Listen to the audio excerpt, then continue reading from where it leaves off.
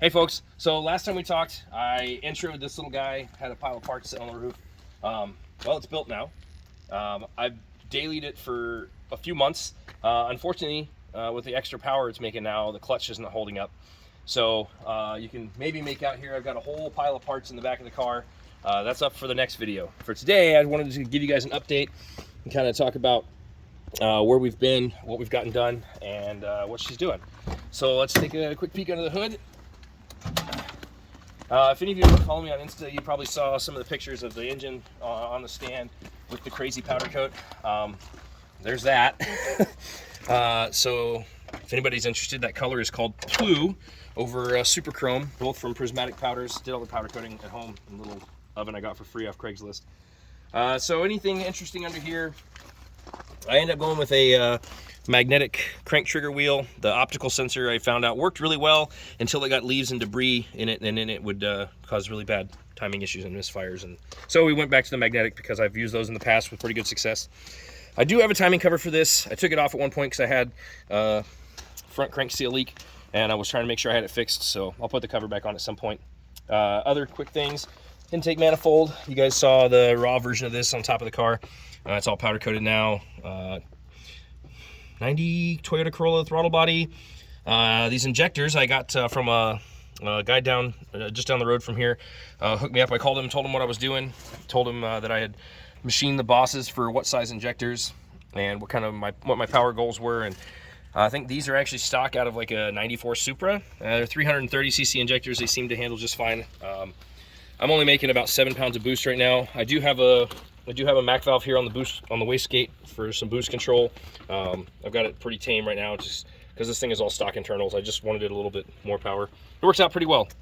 As you can see, turbo plumbing, it's not the greatest right now. I have some better plans for a different intercooler at some point, but this is the stock Toyota Mr2 intercooler that I had laying around, and I just chopped the ends off and welded some different fittings on. Had to lay the radiator back by about 1/2 inch to clear the intercooler.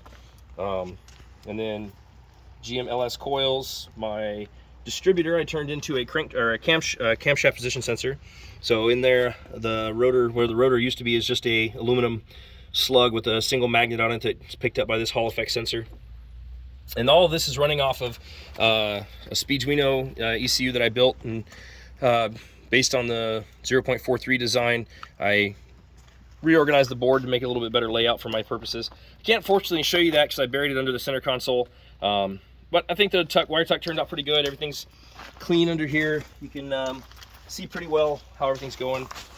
This turbo is kind of already puking oil into the intake pretty bad. I just blew a boost pipe on the way over today, and in the process of putting it back, I found there was a whole lot of oil in the intake pipe. So that's something fun to deal with. But otherwise, so far she's running great. Still got need a little bit of tweak on the warm-up tuning. She doesn't like to idle when it's cold.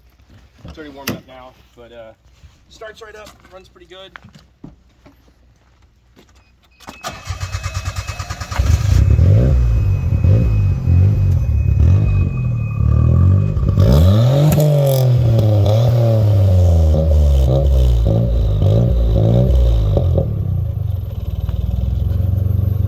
It's not stupid loud. I kind of like that. I live in a neighborhood with a bunch of old crotchety people and didn't want to piss them off too much, so I did put a muffler on it. Pretty happy with the way it sounds. When the idle's rough, when it's cold, the exhaust bangs around a little bit, but not the worst thing in the world.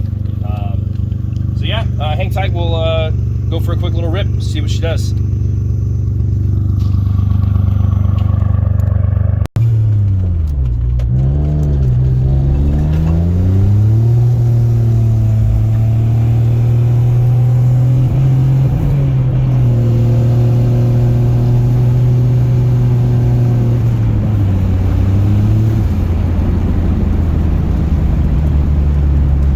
Clutch slip in 4th gear is no joke.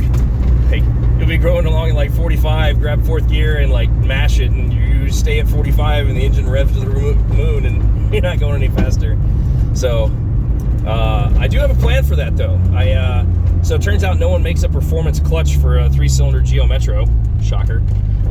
So what I did was I picked up a flywheel for a 1.3 Swift GTI, and allows me to run a whole much wider selection of clutches.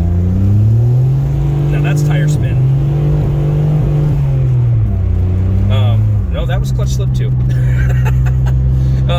But yeah, so I've picked up a stage 3 clutch for the 1.3 flywheel, and every measurement I've done and everything I've read says that that flywheel will bolt directly to this engine and this transmission will stab straight in. So hopefully by the next time you see this thing, or you'll see that process happen, it'll work out for us. So come up here, flip a Yui, and see if we can burn these pizza cutters a little bit before we replace them.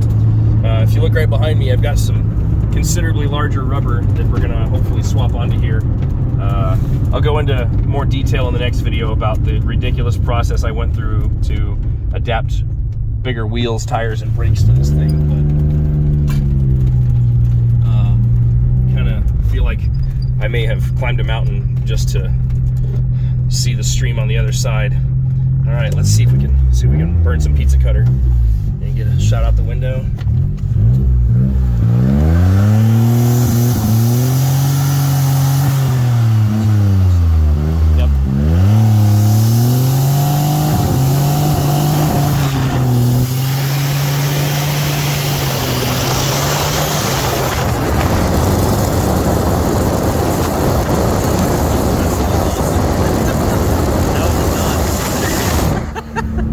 Well, folks, sorry, no clutch burn today, or no tire burn today. We just gonna burn clutch instead.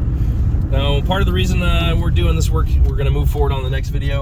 So yeah, I'll get this video up for you guys, and then hopefully by the end of today, everything will be all built, and then I can get another video together for you by next weekend. I know it's been forever since my last one, but life happens. I have a job and a family too. This is just a side gig for me, so.